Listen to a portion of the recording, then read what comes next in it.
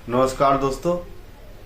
आज हम एक सपने के बारे में बातचीत करने जा रहे हैं। एक ऐसा सपना जो हर व्यक्ति को कभी ना कभी आया होता है और इस सपने के आने के बाद व्यक्ति खुद को सहज महसूस नहीं कर पाता, यानी कहीं ना कहीं बेचैनी जो है उसके मन में, अंतरात्मा में होती है कि ये है क्या और ये क्यों आ रहे हैं सपने। कई व्यक्तियों को तो ये लगातार सपने आते रहते हैं जो कभी रुकते नहीं है, कई कई महीने तक लगातार आते हैं और व्यक्ति काफ़ी ज़्यादा परेशान हो जाता है। सपना यह है कि जब आप सो रहे होते हैं तो कोई आपको आपकी छाती पे चढ़कर हाथ पैर पकड़ लेता है या मुंह बंद कर देता है। आप कुछ बोल नहीं पाते, आप हाथ पैर नहीं हिला पाते, आप कुछ भी नहीं कर पाते और ऐसे में व्यक्ति जो है अपने आप को बिल्कुल भी सुरक्षित महसूस नहीं कर पाता। ये वो सपना है दोस्तों जो हर व्यक्ति को कभी ना कभी आया होता है या कई व्यक्तियों को आ भी रहे होते हैं। ये सपने दोस्तों व्यक्ति को तब आते हैं जब घर में नेगेटिव ऊर्जा होती है, यानी कि नकारात्मक जो शक्ति है उनके प्रभाव में आपके घर होता है या आपके घर में नकारात्मकता पैदा हो जाती है। इस सपने को रोकने के लिए दोस्तों सबसे सरल उपाय है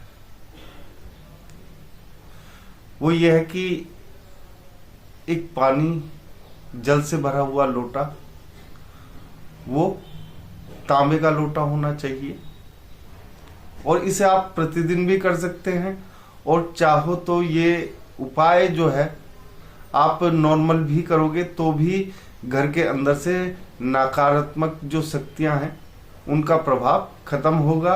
आपके अंदर पॉजिटिविटी जो है वो आने लगेगी, यानी कि सकारात्मक जो चीजें होती हैं वो आपके अंदर संचार हो जाएगा उन चीजों का। तो एक तांबे का लोटा लेना है, उसमें जल भरना है। बहुत ही साधारण तरीके से आप लोगों को बता रहा हूं। उस जल को अपने मंदिर के ईशान जो कोण है वहां पे रखना है। अगर मंदिर में इतनी जगह नहीं है तो ईशान कोण पर इस जल से भरे हुए लोटे को रखना है। ये लोटा कब रखना है दोस्तों? ये लोटा जो है आपको ब्रह्म मुहूर्त में ही रखना है, यानी 5 से 7 बजे के आसपास ही आप लोगों को ये लोटा जो है, 7 बजे भी मैं ज्यादा बता रहा हूँ, 5 से 6 बजे के बीच में ये लोटा आप लोगों को प्रतिदिन भरकर रखना है।